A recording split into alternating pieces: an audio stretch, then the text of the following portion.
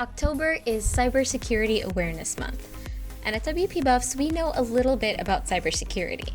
We want to make sure that your site is as secure as it can possibly be. So check out these security steps shared and certified by our WP Buffs team. Manage your inactive plugins by regularly removing any plugins that you are not using or don't need.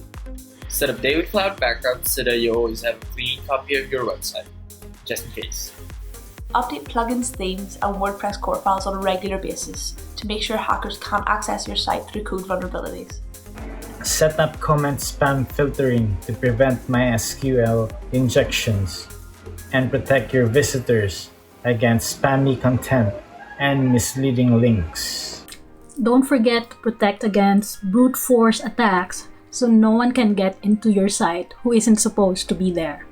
Install a firewall that gives you control and protects your site against destructive incoming and outgoing network traffic.